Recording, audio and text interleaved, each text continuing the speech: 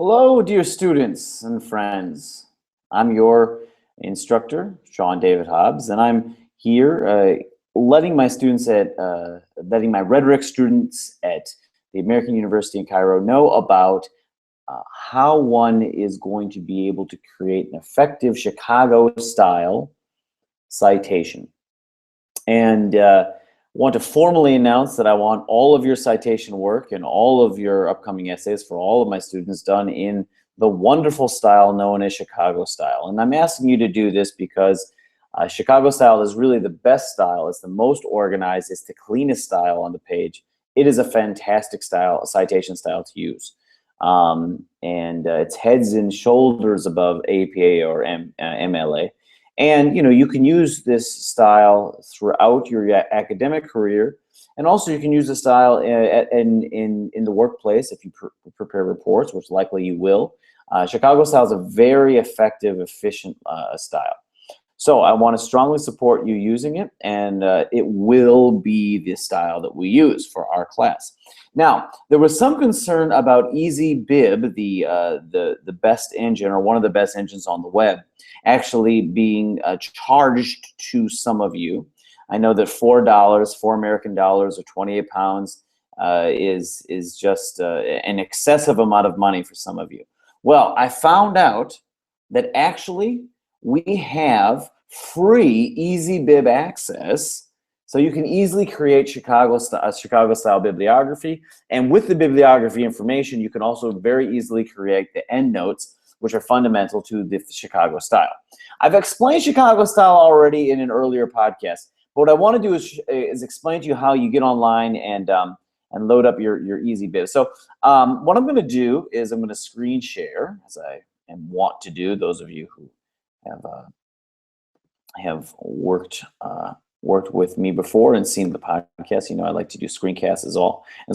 All right, so here's we're sharing this page, and I'm going to bring us over to a site here, the lovely American University in Cairo front site, which we know and love, and it's really just a pretty site.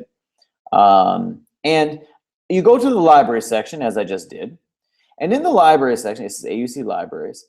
You toggle down, and oh, there it is, EasyBib. You click on top of EasyBib, and it's going to open to EasyBib.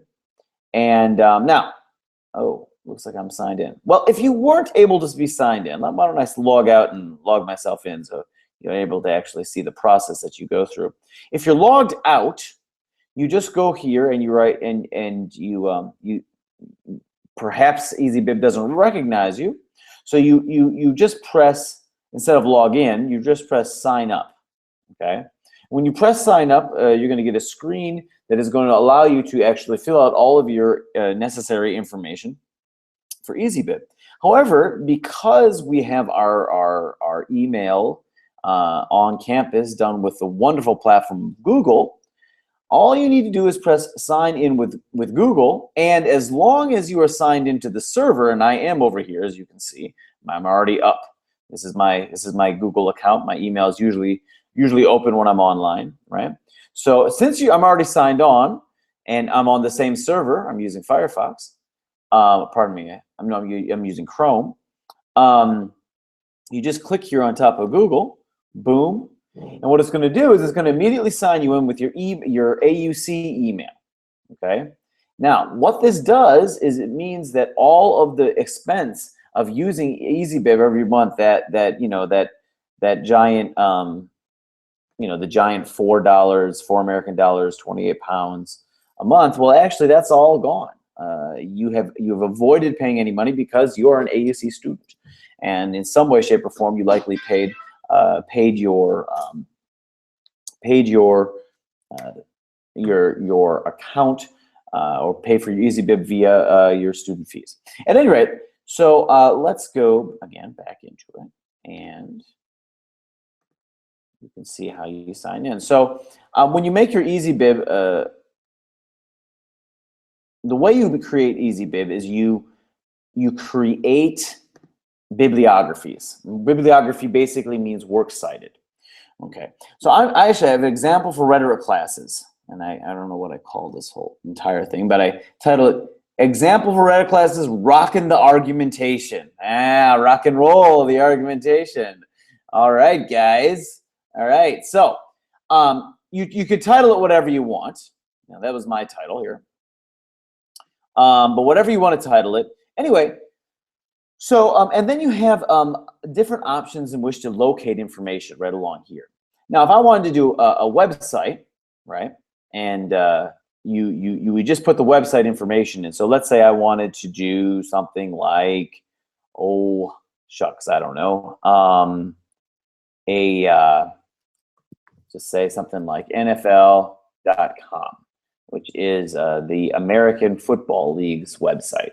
And I am presently looking at this site quite a bit because my wonderful team, the Green Bay Packers, are actually playing quite well.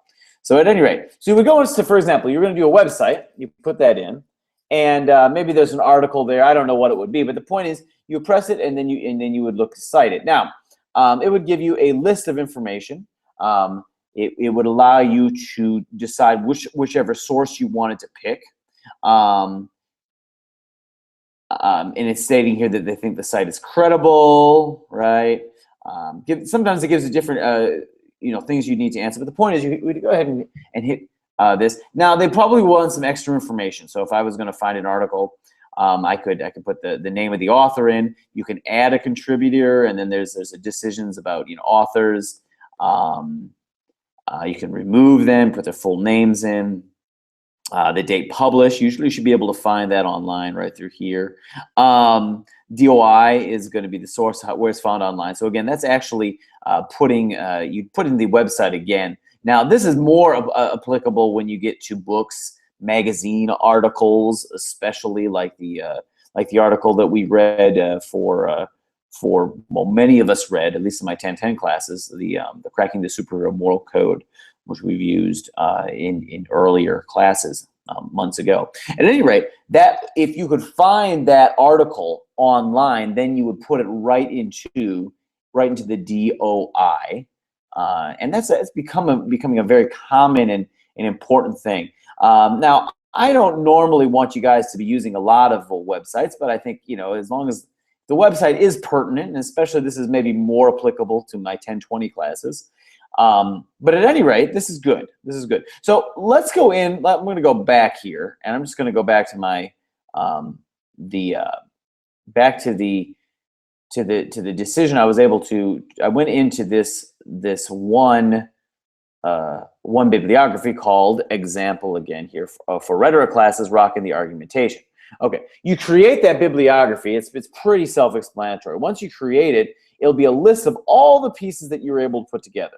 Now, I put together, here's an article online, then I put a book in here. Now, if you want to edit it, if you want to change it, if you want to create an APA or MLA, you can, of course, do that. Again, we want Chicago, so this is the Chicago style selected right here. Once you create all of the stuff you want, you've got a long list, maybe 5 to 10 different sources that you're using to create your article.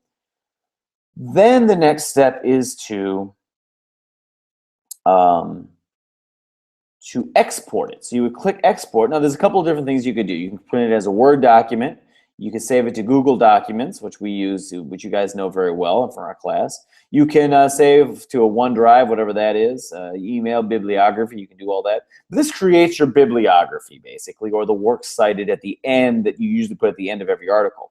And by the way, the works cited should be a separate page. People have been including these works cited / bibliography pages on the last page of the writing. That you shouldn't do that. You should make a separate page.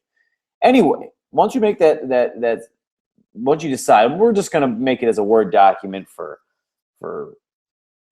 ease. The Word document is going to come up and it's going to ask to download to MS Word. You're going to say, go ahead, and it's going to download, and there it is. And so we're going to pop it open now, and you'll be able to see it. Now you're going to see, and let me open to that. So I want you to guys be able to see this. So you will then. You'll be right here, boop, pop it open. Now, there it all is. That's the information. Now, I usually actually make this single space. Maybe not the bibliography section, but I do pretty much single space through all of this. So I'll make this single spaced usually. And I just want to show you some examples of how ultimately it's going to look. So we will shoot back over to the website online here. And once you create the document, what you will do is you know, you'll create it into a Word document and produce it into however you're going to express yourself. Now, where'd that go? Okay, so here would then be what an ultimate bibliography looks like, and I actually have shared all of this with you guys. This is one article I wrote about 2 years ago, 2 or 3 years ago maybe. Anyway, there it is, and here's the actual article itself. It was now when you create this, and by the way, this is certainly not my strongest writing ever, so please don't take it, don't take this as exactly. I mean, this was a fun article to write, or fun report here to put together, but it was not my best piece. But at any rate, what I did want to show to you is when you're creating in-text citations, you will have a number outside of every citation.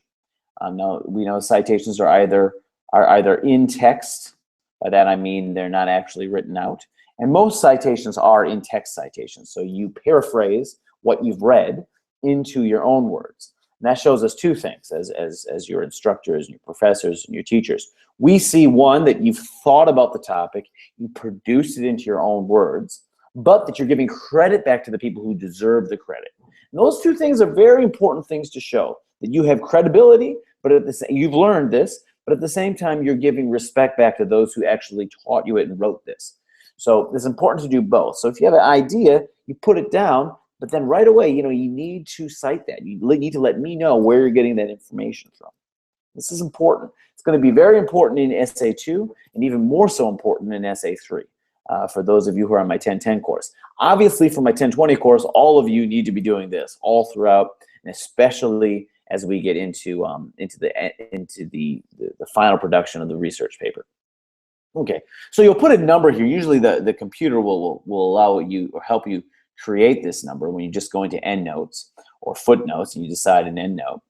I'll let you guys work on putting the endnotes in. That's not really that difficult, and it's pretty intuitive if you just look into Microsoft Word. But at any rate, I wanted to show you, once you create that endnote, what you will do the first time you mention someone is you will put their full information down, everything down. Now this in itself is a website, so I wasn't able to put the page, but the only difference between the first endnote, so I don't think I pulled this open, hold on a second so you guys can see this. There it is. Okay, let's pull that open. Yeah. So the only difference between what you've developed in your bibliography, which we pull, sure we see that because I think you guys might have missed that. The bibliography here is how this will look in the end project or end process. We call this the bibliography or works cited, and then we just give the whole list which we produce directly from EasyBib. But now that's not all, because there is something we call the endnote, and the endnotes are really important for the development of the in-text citations. Okay. And as I said, the in-text citations, as we look up here, they're going to be put in to these small numbers or bigger numbers as time goes by. You insert an endnote or a footnote, and it'll come up. And you don't want to insert a footnote, but you may want to define the endnote insert via the, I think it's via the, or inside the Microsoft Word platform. Anyway, you go in, you find the endnote, you create it, and what it's going to do is it's going to put all your notes at the end of the writing here. Now, the first time you use it, you'll use directly, you'll literally copy paste from the bibliography into the endnote. So copy paste it in. Now, if it's a website, you're not going to be able to put a page number, but that's the one difference. At the end of the first time you mention it, you should, or the first time you mention a source, you need to put right here the page number if it exists. Because this was a website, there was no way to put the page number in. However, with most books, obviously with all books and articles and everything else, you know, this is the first time I'm mentioning this book, right? I have to have two separate editors that produced it. And I'm using the 10th page of their book, right? So I'll put this in. Sometimes people put E10. The point is, we know that it's the 10th page. Now, after the first time you use this, okay, so we could go back to these guys here. We have these guys here. These two, Mark Hammond.